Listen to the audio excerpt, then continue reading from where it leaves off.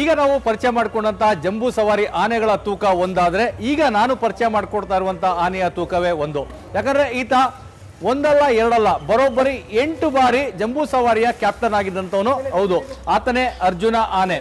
ಅಂದ್ರೆ ಅರ್ಜುನ ಆನೆ ಹೆಸರಿಗೆ ತಕ್ಕಂತೆ ಇದೆ.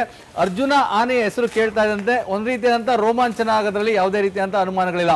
ಆತನ ನಡೆ ಇರ್ಬೋದು, ಆತ ಓಡುವಂಥದ್ದಿರ್ಬೋದು, ಆತನ ರಾಜ ಗಾಂಭೀರ್ಯ ನಡಿಗೆ ಇರ್ಬೋದು, ಇವೆಲ್ಲವೂ ಸಹ ಆಕರ್ಷಣೆಯ ಕೇಂದ್ರ ಬಿಂದು. ಒಂದು ರೀತಿಯಾಗಿ ಭಾವನಾತ್ಮಕವಾಗಿ ಆತ ಮೈಸೂರಿನ ಜೊತೆ ಬೆಳೆಸ್ಕೊಂಡಿದ್ದಾನೆ. ಯಾಕಂದ್ರೆ 60 ವರ್ಷ ಆದ ನಂತರ ನ್ಯಾಯಾಲಯಗಳ ಆದೇಶದ ಪ್ರಕಾರ ಆತನಿಗೆ ಜವಾಬ್ದಾರಿಯನ್ನ ಕೊಡೋಕೆ ಆಗಲ್ಲ ಅಂತ ಹೇಳಿದಾಗ ಆತನೇ ಸಾಕಷ್ಟು ಭಾವನಾತ್ಮಕವಾಗಿದ್ದ. ಮೈಸೂರಿನ ಜನರು ಸಹ ಇಲ್ಲ, ಅರ್ಜುನ ಆನೆಯೇ ನಮಗೆ ಬೇಕು ಅನ್ನೋ ರೀತಿಯಂತ ಮನಸ್ಥಿತಿಯನ್ನ ಹೊಂದಿದ್ರು. ಅದರಿಂದ ಆಚೆ ಕರ್ಕೊಂಡು ಬರೋದು ಆ ಸಂದರ್ಭದಲ್ಲಿ ಸಾಕಷ್ಟು ಒಂದು ರೀತಿಯಾದಂಥ ಅರಸಾಹಸ ಅಂತಾನೆ ಹೇಳ್ಬೋದು. ಆದರೆ ಖಂಡಿತವಾಗಿಯೂ ಅರಣ್ಯ ಇಲಾಖೆಯ ಅಧಿಕಾರಿಗಳನ್ನ ಈ ಒಂದು ವಿಚಾರದಲ್ಲಿ ಮೆಚ್ಚಬೇಕು. ಯಾಕಂದರೆ ಎಲ್ಲರನ್ನ ವಿಶ್ವಾಸಕ್ಕೆ ತೆಗೆದುಕೊಂಡು ಇಲ್ಲ, ನಾವು ಆ ಜವಾಬ್ದಾರಿಯನ್ನು ಬೇರೆ ಆನೆಗೆ ಕೊಡ್ತೇವೆ ಅಂತೇಳಿ ಅಭಿಮನ್ಯುವಿಗೆ ಅರ್ಜುನ ಆನೆಯಿಂದ ಆ ಜವಾಬ್ದಾರಿಯನ್ನು ಕೊಡಲಾಯಿತು. ಇದೀಗ ಅರ್ಜುನ ಆನೆಯನ್ನ ಕಾಡಿನಲ್ಲೇ ಇರಿಸ್ಬೇಕಾ, ನಾಡಿಗೆ ಕರ್ಕೊಳ್ಬೇಕಾ ಅನ್ನೋ ಒಂದು ಗೊಂದಲ ಸಹ ಇತ್ತು. ಆ ಸಂದರ್ಭದಲ್ಲಿ ಇಲ್ಲ, ಸಾಕಷ್ಟು ಸೇವೆಯ ರೀತಿಯಲ್ಲಿ ಆತ ದಸರೆಯಲ್ಲಿ ಭಾಗವಹಿಸಿದ್ದಾನೆ. ಹೀಗಾಗಿ ಜಂಬೂ ಸವಾರಿಯಲ್ಲಿ ಆತ ಇರಲೇಬೇಕು. ನಿಶಾನೆ ಆನೆ ಅಂತೇಳಿ ನಮ್ಮಲ್ಲಿ ಒಂದು ಜವಾಬ್ದಾರಿಯನ್ನ ಕೊಡ್ತಾರೆ. ಅಂದ್ರೆ ಈ ಜಂಬೂ ಸವಾರಿ ಮೆರವಣಿಗೆ ಆರಂಭ ಆಗ್ತಾ ಇದೆ ಅಂತೇಳಿ ಒಂದು ಸೂಚನೆಯನ್ನ ಕೊಡಲಾಗ್ತದೆ. ಆ ಜವಾಬ್ದಾರಿಯನ್ನ ಈಗ ಅರ್ಜುನ ಆನೆಗೆ ಕೊಡಲಾಗಿದೆ.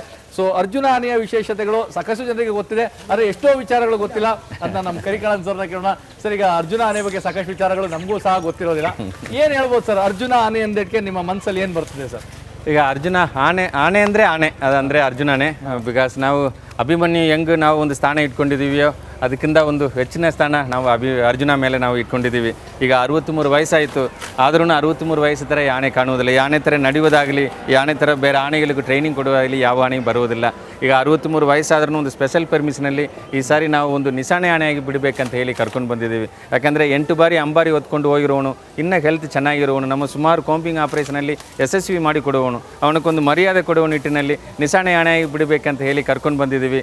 ಈಗ ನಮ್ಮ ಟೀಮಲ್ಲಿ 18 ವಯಸ್ಸಿಂದ 63 ವಯಸ್ಸು ವೇರಿಯೇಷನ್ ಇದ್ರೂ ಕೆಲವು ಆನೆಗಳು ತುಂಡು ಆನೆಗಳು ಹೊಸ ಆನೆಗಳಾದ್ರೂ ಈಗ ಅದು ನಮ್ಮ ಟ್ರೈನಿಂಗ್ ಕೋಆಪರೇಟ್ ಮಾಡಿಕೊಂಡು ಹೋಗ್ತಾ ಇದೆ ಅಂತ ಹೇಳಿದರೆ ಅದು ಅರ್ಜುನ ಇರೋದ್ರಿಂದ ಅಂತ ಕೂಡ ಹೇಳ್ಬೋದು. ಯಾಕಂದರೆ ನಾವು ದಿನನಿತ್ಯ ನಾವು ತಾಲೀಮು ಮಾಡುವಾಗ ಇದು ತನಕ 58-60 ದಿನ ಆಯಿತು. ಇದು ತನಕ ಅವನು ಕೊನೆಗೆ ಲಾಸ್ಟಲ್ಲಿ ಬರ್ತಾನೆ. ಅಂದರೆ ಒಂದು ಪ್ಯಾಕಪ್, ನಮಗೆ ಏನಾವುದು ಒಂದು ಆನೆ ಮಧ್ಯದಲ್ಲಿ ಎಲ್ಲಿ ಯಾವುದು ಅಲ್ಲಿ ಎಲ್ಲಿ ಎಲ್ಲಾಡಿದ್ರೂ ಟಕ್ಕಂತ ಹೋಗಿ ಕಂಟ್ರೋಲ್ ಮಾಡುವಂಥ ವ್ಯವಸ್ಥೆ ಆಗಬೇಕಂತ ಹೇಳಿ ನಾವು ಲಾಸ್ಟ್ ಹೌದು ಹಂಗೇನೆ ನಾವು ಹಿಂದೆ ಬಿಟ್ಟು ಹಂಗೇ ಮಾನಿಟರ್ ಮಾಡ್ಕೊಂಡೇ ಹೋಗ್ತಾ ಇದ್ದೀವಿ. ಸೊ ಆದಷ್ಟು ನಾವು ಕ್ರೌಡ್ ಜಾಸ್ತಿ ಇದ್ದರೆ ಲಾಸ್ಟ್ ರೋ ಅಲ್ಲಿ ಅಭಿಮನ್ಯು ಅರ್ಜುನ ಬಿಡುವುದು, ಫ್ರಂಟ್ ರೋ ಅಲ್ಲಿ ಅಭಿಮನ್ಯು ಬಿಡುವುದು. ಸೊ ದಟ್ ಬೇರೆ ಆನೆಗಳು ಭಯ ಇಲ್ಲದೆ ನಡಲಿ ಅಂತ. ಸರ್, ಆನೆ ಅಂದ್ರೆ ನಮಗೆ ಜ್ಞಾಪಕಕ್ಕೆ ಬರುವಂತದ್ದು, ತಲೆಗೆ ಬರುವಂತದ್ದು ಗಜಗಾಂಭೀರ್ಯ ನಡಿಗೆ. ಹೌದು ಹೌದು ಹೌದು, ಗಜಗಾಂಭೀರ್ಯ ನಡಿಗೆ ಇದ್ರದ್ದು ಯಾವ ರೀತಿ? ಅರ್ಜುನನ್ ಬಿಟ್ಟರೆ ಬೇರೆ ಆನೆ ಯಾರು ಆಹ್ವಾನಕ್ಕೆ ಇಲ್ಲ ಅಂತ ಕೇಳಬೇಕು. ಯಾಕಂದರೆ ಹೈಟು 9.25 ಫೀಟ್ ಇದ್ದಾನೆ, ತೂಕ ಇಲ್ಲಿ ಬಂದಾದ ಮೇಲೆ ಹೆಚ್ಚಿಸಿಕೊಂಡಿದ್ದಾನೆ. ಈಗ 6,000 kg. ಹೋದ ತಿಂಗಳು ನಾವು ಏನು ವೆಯ್ಟ್ ಮಾಡುವಾಗ 5,950, ಹತ್ತತ್ರ 6,000 kg. ನಾಳೆ ಮಾಡುವಾಗ ನೋಡೋಣ ಇನ್ನೂ 100-200 kg ಜಾಸ್ತಿ ಆಗಿದ್ರೂ ಆಗಿರ್ಬೋದು.